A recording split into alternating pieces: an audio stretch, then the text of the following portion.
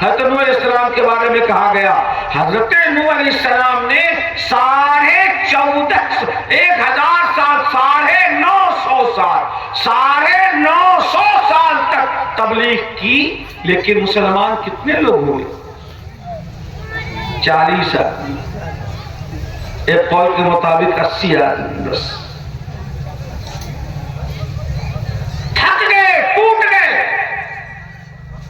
اور کہنے لگے ربی لا تذر علی الارض من الکافرین دیارا انک ان تذرهم یضلوا عبادک ولا یلدوا الا فاجرا کفارا۔ اے اللہ تباہ و برباد کر دیجئے ان بدتمیزوں کو، یہ سدھرنے والے نہیں ہیں۔ میں 950 برس پہ ایک ہی بات کہہ رہا ہوں کہ اللہ کو ایک مان لو، شریک نہ ٹھہراؤ، یہ ماننے کے ہیں۔ حضرت موسیٰ علیہ السلام کا کیا جرم تھا؟ ان کے قبیلے کے ایک آدمی کو، فرعون کے قبیلے کا ایک آدمی مار رہا تھا اور ایک اسرائیلی شخص پیٹ رہا تھا، وہ پٹ رہا تھا۔ حضرت موسیٰ علیہ السلام نے مداخلت کی، جھگڑے کو چھڑانے کی کوشش کی، اور اسی میں قصداً اور جان بوجھ کر نہیں بلکہ سہواً اس فرعونی کو ایک تھپڑ لگا اور وہیں اس کی موت واقع ہو گئی۔ جان بوجھ کر نہیں تھا۔ 12 سال تک جلا وطنی کی سزا کاٹنی پڑی، اور 12 سال تک حضرت شعیب علیہ السلام کی بکریاں مدین میں انہوں نے چرائی ہیں۔ حضرت یوسف علیہ السلام کی کیا خطا تھی؟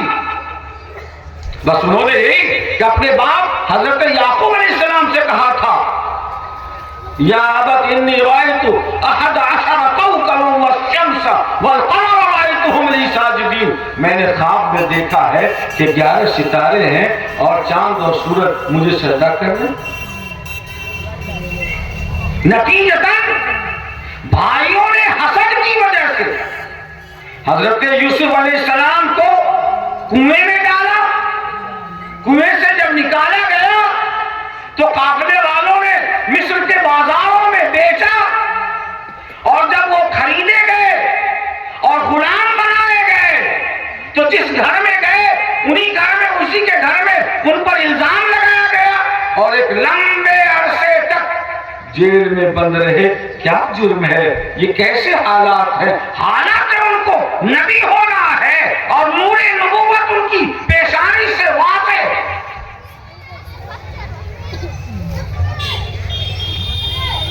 حضرت عیسیٰ علیہ السلام کے بارے میں تو یہودیوں نے ایسی پلاننگ کی کہ انہوں نے تو حضرت عیسیٰ علیہ السلام کو قتل کرنے کی پوری تدبیر کر لی۔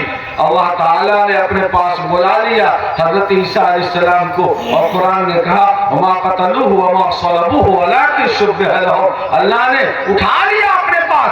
یہودیوں نے قتل نہیں کیا، لیکن انہوں نے یہی سمجھایا کہ ہم نے قتل کر دیا۔ اور عیسائی آج بھی کہتے ہیں کہ ہمارے نبی کو قتل کیا گیا۔ کیسے حالات ہیں؟ کتنے نامساعد حالات ہیں۔ خدا کا مولا جناب محمد رسول اللہ صلی اللہ علیہ وسلم اور آپ کے اصحاب پر ایسی سختیاں اور ایسے حالات پیش آئے، سیاسی، سماجی، معاشی، اقتصادی، ہر طرح کی پریشانیاں، ایسی پریشانیاں آئیں کہ روئے زمین پر ایسی دشواری قیامت تک کسی بندے کو آ نہیں سکتی، کسی کو ایسی تکلیف نہیں پہنچائی جا سکتی ہے جیسی تکلیف رسول اللہ صلی اللہ علیہ وسلم کو پہنچائی گئی۔ حالات کب محفوظ رہے مسلمانوں کے؟ کبھی نہیں رہے۔ آج اگر نوجوانوں کا یا چند لوگوں کا یہ ماننا ہے کہ غریبی، مفلسی، اس کی وجہ سے ہم پڑھتے نہیں، سیاسی حالات ملک میں ہمارے خلاف ہیں، اس لیے کوئی نمائندگی ہماری نہیں ہے، ہم کیا کریں، ہم تھک چکے ہیں، مارے جاتے ہیں ہم، ہنسائے جاتے ہیں ہم، پریشان کیے جاتے ہیں ہم، جیلوں میں ڈالے جاتے ہیں ہم کریں تو کیا کریں؟ نہیں مسلمانوں، کیا کرنا ہے ہمیں قرآن نے ہمیں بتایا ہے اور قرآن نے ہمیں سکھایا ہے۔ آپ غور کیجئے کہ رسول اللہ صلی اللہ علیہ وسلم کی ذات گرامی کیسی ذات گرامی ہے کہ خالق کائنات نے اللہ کے رسول صلی اللہ علیہ وسلم کے ایک ایک ادا کا ذکر اپنی کتاب میں کیا، ایک ایک ادا کا ذکر۔